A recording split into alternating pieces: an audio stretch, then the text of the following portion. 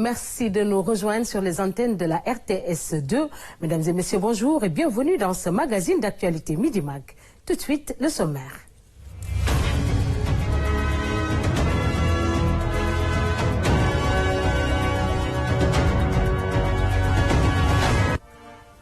Décès de l'ancien président du Tchad, Hissène Habré n'est plus. Cet homme d'État tchadien, membre du Peuple Toubou du clan Anakaza, est mort des suites du Covid-19.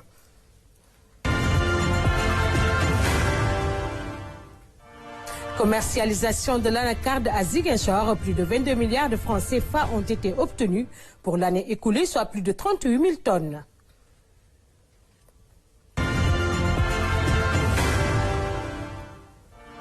Le pain de singe, un fruit très prisé au Sénégal, il est transformé en poudre, huile, café et d'autres produits de grande consommation.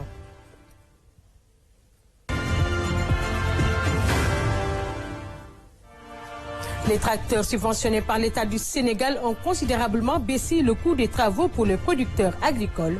C'est le cas de Sadio Diatta, un grand agriculteur à Tambacounda, qui remercie l'État pour son soutien.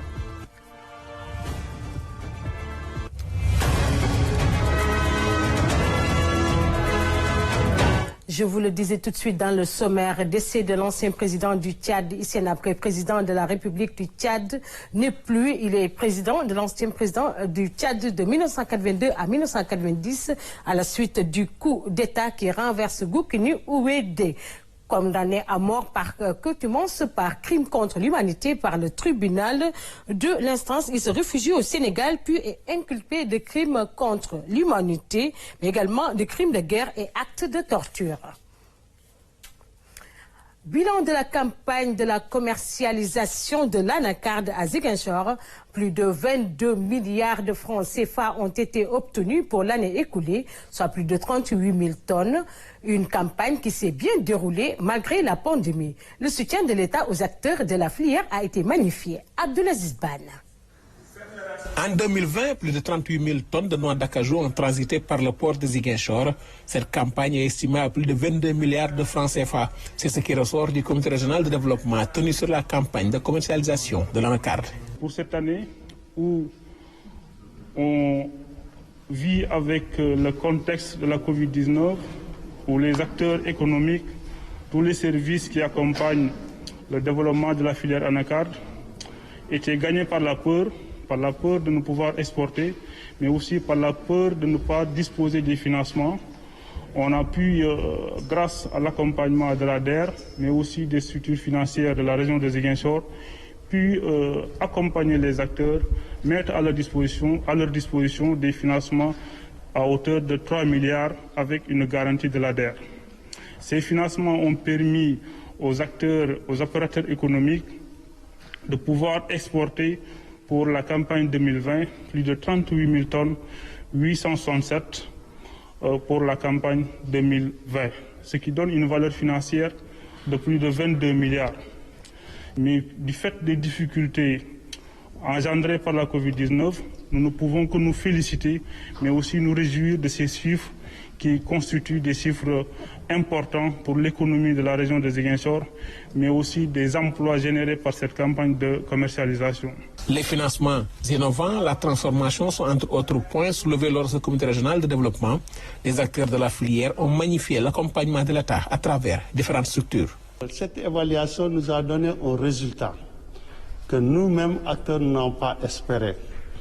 Et le résultat est que cette année, nous avons pu exporter au moins 39 000 tonnes. Pour vous dire en réalité, ça pouvait dépasser ça. Vous savez, les déplacements sont très compliqués. Donc, malgré tout ça, nous sommes parvenus à avoir 22 milliards qui étaient générés. Nous remercions la DER. Nous sommes trop satisfaits que pour la première fois, la DER a financé la transformation jusqu'à la hauteur de 400 millions. Donc aujourd'hui, normalement, la transformation a eu 1000 tonnes de cajou qui a bénéficié pour la transformation. Donc les opérateurs économiques sont là et qu'en réalité, ils sont en train de rembourser les banques. L'anacarde a pris une certaine valeur dans la région de Ziguinchor et constitue l'une des filières les plus porteuses dans la région de Ziguinchor. Et pour ça, L'État du Sénégal l'a compris en mettant en place ce dispositif d'accompagnement par l'ADER, mais aussi par d'autres structures, avec des systèmes de financement innovants, à savoir le récépissé d'entrepôt, mais aussi la tiers détention que les banques comme la Banque agricole, Ecobank et d'autres services financiers essaient de mettre en œuvre pour accompagner les acteurs à disposer de ces financements. Au cours de ce comité régional de développement, des contraintes ont été soulevées par les acteurs. Des recommandations faites pour bien entamer la campagne de commercialisation à venir. L'anacarde, l'une des filières les plus porteuses à Ziguinchor.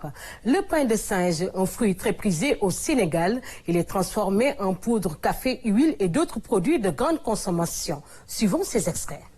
Ce baobab a aussi une huile cosmétique magique qui peut être, cette huile-là, pour concurrencer l'huile d'olive dont on parle. Quand les Marocains se sont mobilisés pour faire de l'huile d'argan une huile exceptionnelle, les Sénégalais peuvent se mobiliser pour faire de l'huile de baobab une huile exceptionnelle. Elle peut aller sur le corps, elle peut aller sur les cheveux, elle peut aller sur les ongles, mais elle peut aller sur nos tables pour nos sauces. On peut faire beaucoup de choses avec le buis. Beaucoup de choses. Comme le jus, le café, le sirop, poudre baobab. On peut sécher les écorces. C'est très bien pour les enfants. Les feuilles pour le tirer. Faire beaucoup de choses avec le pain de singe, avec le baobab également ses feuilles. Et pour parler de la valorisation de ces produits locaux, nous recevons sur ce plateau le professeur Mamadou Gaye. Il est spécialiste des territoires développement. Alors, monsieur Gaye, bonjour. Bonjour, Mariam, je dirais Mariam Beng Samb aujourd'hui. Mariam Beng Samb, oui. Voilà, Madame Samb, vous allez bien.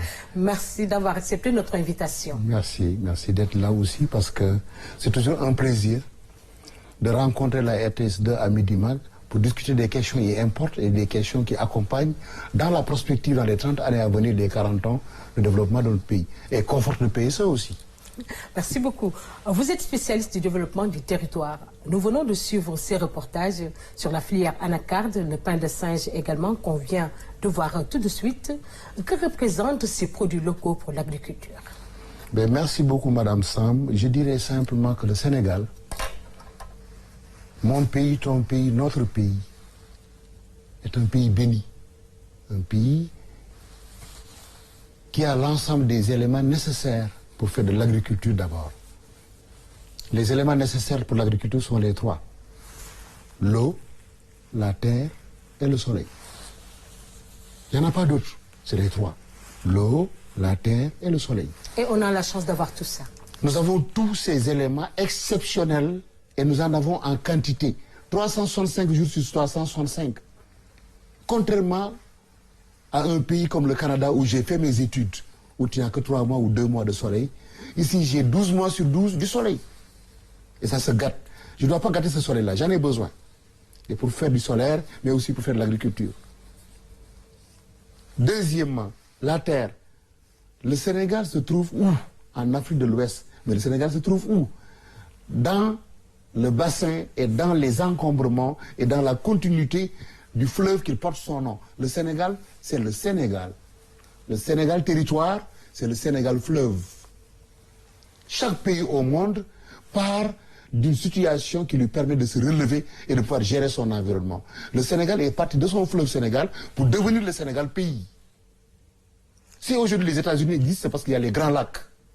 Si aujourd'hui Paris existe, c'est parce qu'il y a la Garonne, il y a la Seine, il y a la Meuse. Si aujourd'hui l'Angleterre existe et Londres existe, c'est parce qu'il y a Thames, la Tamise. Le Sénégal fleuve, ça veut dire que des opportunités que nous offre ce fleuve.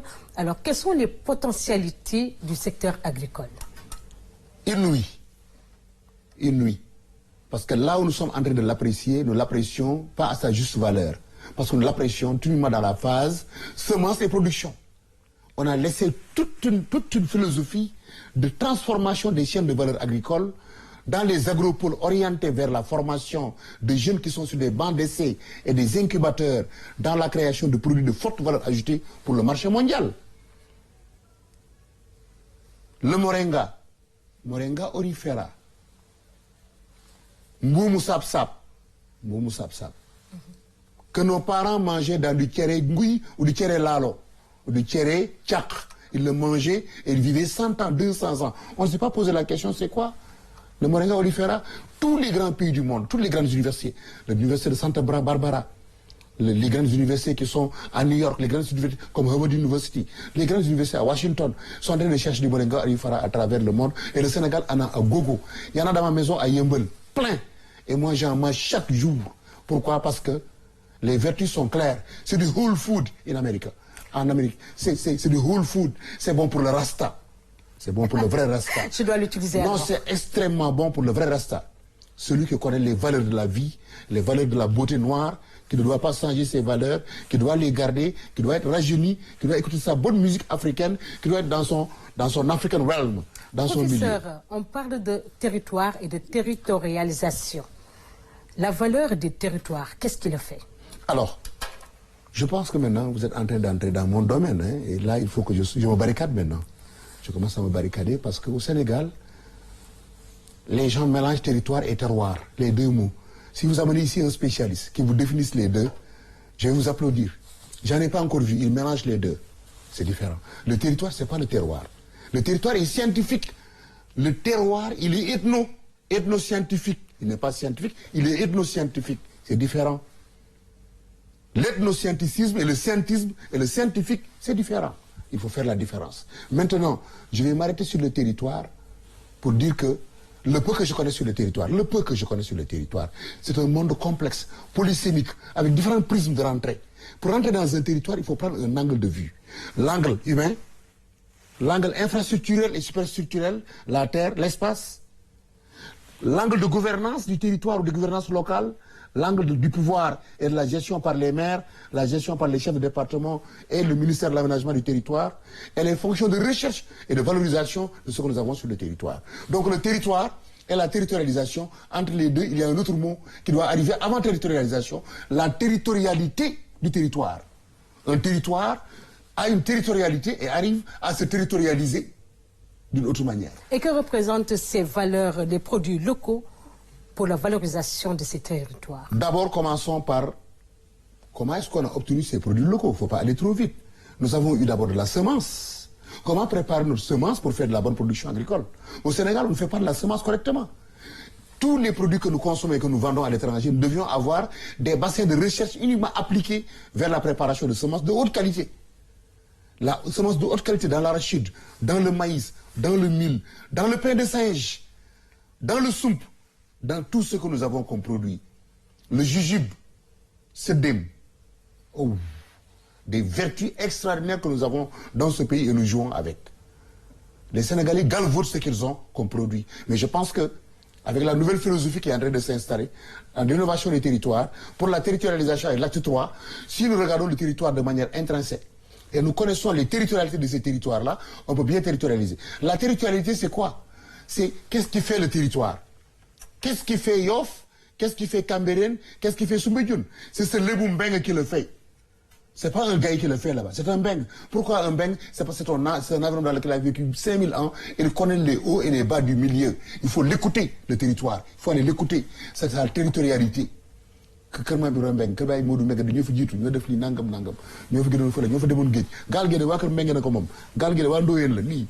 Alors en parlant de la valorisation des produits locaux, quelles sont les stratégies qu'on devrait adopter pour valoriser ces produits locaux par rapport au respect des normes internationales? Mais avant d'attaquer cette question, je vais d'abord saluer de manière très franche les efforts du gouvernement du Sénégal depuis 2012 à vouloir territorialiser les différents secteurs d'activité de ce pays-là.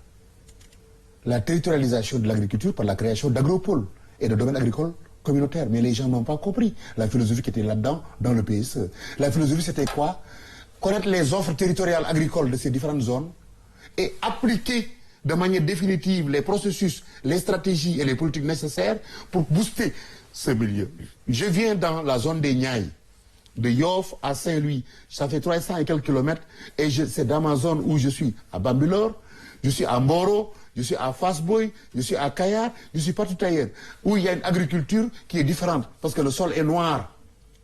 Sauf bi, nekkul suuf boo xam ne bii suuf bu nekk la à 9 mètres damay am ndox yaa ngi dégg de suuf bu ñuul la boo ko tax suufu joor bi suuf bu ñuul kukk la dafay mel ni ban baax ba dee loolu fi bay mu jóg je peux y développer de l'aubergine, je fais de la pomme de terre, je fais tout ce que je veux dans l'horticulture, je fais des oignons, dans la tomate, tout ce que je veux. En tout cas, professeur, on peut dire qu'on a pas mal de potentialités qui nous permettent de booster le secteur agricole au Sénégal. Nous vous remercions, professeur. Merci beaucoup. C'est un très grand plaisir.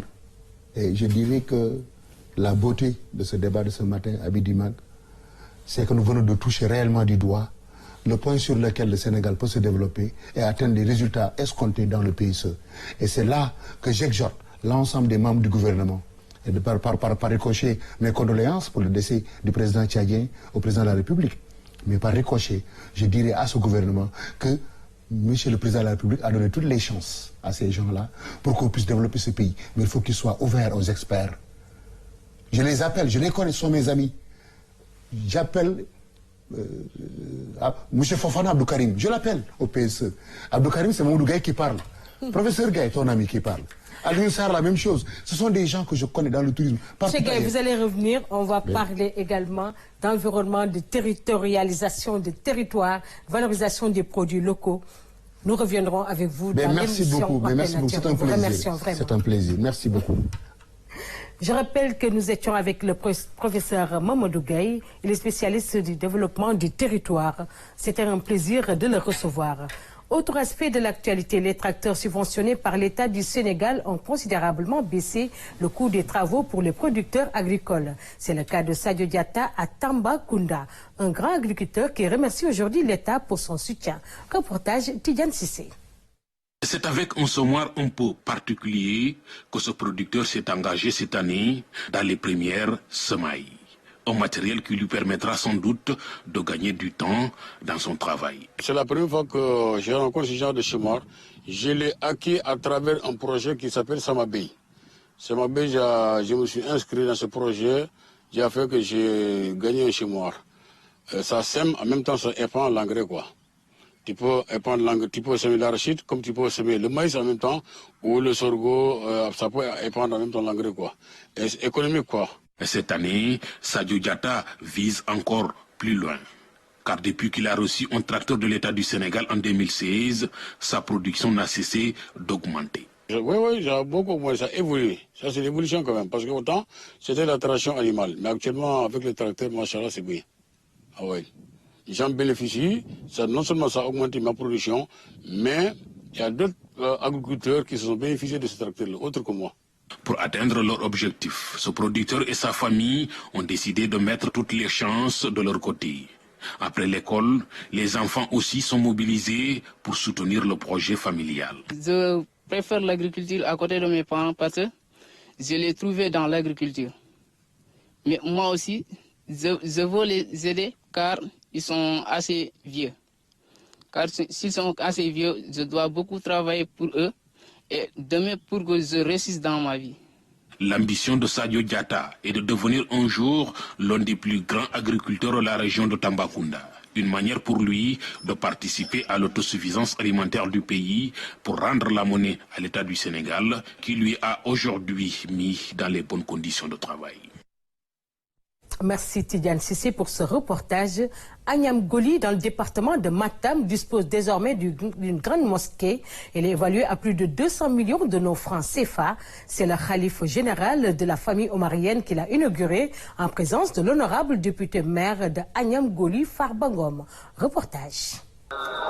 Voici la grande mosquée toute flambant neuve de Agnam Goli, village de la commune des Agnam, dans le département de Matam. Un bijou de plus pour cette localité. Elle a été inaugurée par le maire en présence surtout du khalife général de la famille omarienne, Thierno Mohamedou Bachir Tal, qui a effectué le déplacement en compagnie de son fils aîné, Thierno Cheikh Oumar Bachir Tal, par ailleurs guide moral des Kounou Cheikh Oumar. À la prière inaugurale, les fidèles sont venus de partout et en masse, signe que cette grande mosquée était fortement attendue. Pour le député maire, cela démontre que l'année 2021 est inédite et historique pour la commune. Je peux dire que 2021 est une année inoubliable, à plusieurs raisons. Il y a à peu près 1 mois et demi que j'ai reçu ici dans ma commune son Excellence, Monsieur le Président de la République Macky Sall, qui était là pour inaugurer l'hôpital des Agnam que lui-même, il nous a octroyé un hôpital de niveau 1. Aujourd'hui, l'inauguration de cette grande mosquée à Agnam Goli, que Thierno Bachir Muntaga lui-même, depuis quand même l'arrivée de ce Covid, il ne s'est pas pu déplacer ni sortir d'or. Mais il nous a octroyé quand même vraiment un vendredi inoubliable de venir prier ici avec nous. Et l'inauguration de cette grande mosquée à Agnam Goli, ça a été quand même un vendredi très important pour nous. L'investissement est estimé à des centaines de millions et cela vaut le coup compte tenu de l'importance d'une maison de Dieu dans l'islam. La mosquée, on peut l'évaluer à 200 millions, qui a été fait presque les 60% par les populations de la diaspora d'Agnam Goli qui se trouvent en France et dans d'autres pays, que nous remercions de vive voix. Et les finitions ont été faites par nous-mêmes, la mairie, moi-même, monsieur le maire. Donc, nous remercions les populations de notre diaspora en diaspora modèle et remercions l'autorité administrative qui est là parmi nous, représentant du chef de l'État. Comme si cela ne suffisait pas, la pose d'une autre première pierre est faite. Il s'agit d'un dara moderne pour la localité. Il sera construit ici, sur ce terrain de Cheikh Oumar Foutiyou Tall.